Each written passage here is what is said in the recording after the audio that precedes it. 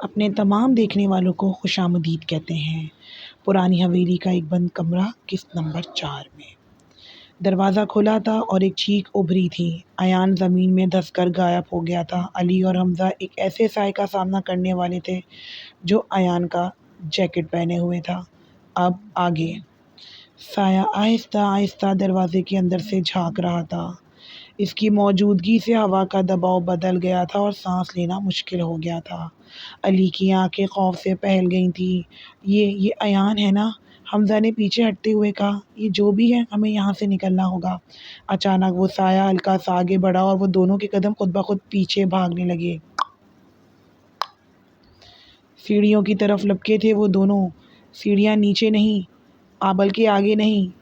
1 قدم، 2 قدم، 10 قدم، جیسے وہ سیڑھیاں ختم ہی نہیں ہو رہی تھی۔ حمزہ ہانپتے ہوئے بولا، یہ کہاں جا رہی ہیں؟ یہ سیڑھیاں تو ختم ہی نہیں ہو رہی ہیں، کیوں ختم نہیں ہو رہی؟ دونوں کی سانس پھول گئی، آنکھوں سے آنسو جانے لگے۔ علی کپکپانے لگا، رکو۔ پھر اس نے کپکپاتے ہونٹوں سے درود شریف پڑھنا شروع کیا اور آیت الکرسی کا ورد کیا۔ جیسے ہی یہ کلمات فضا میں گونجے تھے، سیڑھیوں کا شیطانی کھچاؤ آہستہ آہستہ سے کم ہو گیا تھا اور سیڑھیاں ختم ہو گئیں۔ دونوں نے گہری سانس لی اور وہ نیچے ہال میں قدم رکھا۔ لیکن اچانک علی نے اپنے کندھے پر ایک بوند گرتی ہوئی محسوس کی، گرم، چپچپی اور سرخ۔ دونوں نے سر اوپر اٹھایا اور دیکھا کہ پرانا زنگ آلود فانوس آہستہ آہستہ ہل رہا ہے۔ اس میں سے خون کے قطرے ٹپک رہے ہیں۔ پھر فانوس ایک جھٹکے سے کھل گیا اور اس کے اندر سے ایان الٹا لٹکا ہوا تھا، اس کا پورا جسم خون میں تر، کپڑوں پر لمبی لمبی خراشیں اور آنکھوں میں بے بسی کا خوف۔ ایان نے کانپتی آواز میں چیخ ماری، بچاؤ! وہ مجھے مار دے گا! اس کے پیچھے اندھیرے میں وہی سایہ دوبارہ حرکت کرنے لگا۔ علی اور حمزہ کا دل زور زور سے دھڑک رہا تھا۔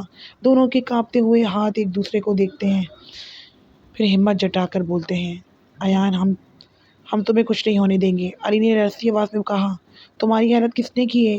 یہ کس کا کام ہے؟ ایان کی کمزور آواز جیسے ہر لفظ کی جان نکال رہا ہو، مجھے نہیں پتا لیکن وہ آدمی بہت خطرناک ہے۔ وہ کسی کو بھی نہیں چھوڑے گا، اسی نے میرا یہ حال کیا ہے۔ حمزہ نے جلدی سے پوچھا، کون ہے وہ آدمی؟ ایان کی آنکھیں خوف سے پھیل گئیں۔ وہ تم دونوں کو بھی پکڑ لے گا اور تمہیں بھی اس کمرے میں لے جائے گا جہاں بچے رو رہے تھے اور عورتیں چیخ رہی تھیں، اور وہ خنجروں سے ہمیں کاٹ ڈالے گا۔ یہ سنتے ہی علی اور حمزہ دونوں کے رونگٹے کھڑے ہو گئے۔ مجھے یہاں سے نکالو، ایان نے چیخ کر کہا۔ دونوں گھبرا کر مرکزی دروازے کی طرف دوڑ پڑتے ہیں، یعنی کہ ہال کے دروازے کی جانب۔ علی نے پوری طاقت سے کنڈی ہلائی، حمزہ نے دھکا مارا، لیکن دروازہ جیسے دیوار بن گیا تھا، نہ ہلتا تھا نہ کھلتا تھا۔ پھر اوپر سے ایک تیز جھٹکے کی آواز آئی۔ ایان جو فانوس سے لٹکا ہوا تھا اچانک نیچے گرنے لگا۔ آگے دیکھتے ہیں کہ جیسے ہی وہ ایان نیچے گرنے لگا تھا، حمزہ فوراً دوڑ کر آگے بڑھا اور اگلے ہی لمحے ایان زوردار دھماکے کے ساتھ اس پر گرا۔ ایان کے منہ سے خوفناک چیخ نکلی کیونکہ اس کا پورا جسم جیسے ہی لہو لہان تھا پہلے ہی۔ حمزہ لڑکھڑا گیا مگر اس نے ایان کو سہارا دیا۔ ایان ہانپتے بولا، مجھے بچاؤ! پھر اس کی آنکھیں بند ہو گئیں۔ وہ بے ہوش تھا مگر سانس چل رہی تھی اور سانس ہی چل رہی تھی۔ آگے دونوں ڈرے سہمے کھڑے ہوتے ہیں۔ علی نے یہ منظر دیکھا تو اس کے ہونٹ خود بخود ہلنے لگے۔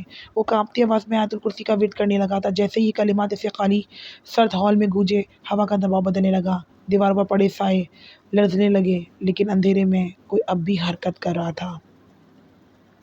ایان بے ہوش، حمزہ زخمی سا، علی کلمات پڑھتے ہوئے۔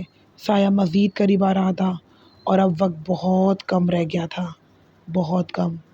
بتائیے گا کیسی لگی کہانی؟ کیا لگتا ہے کیا ایان بچ پائے گا؟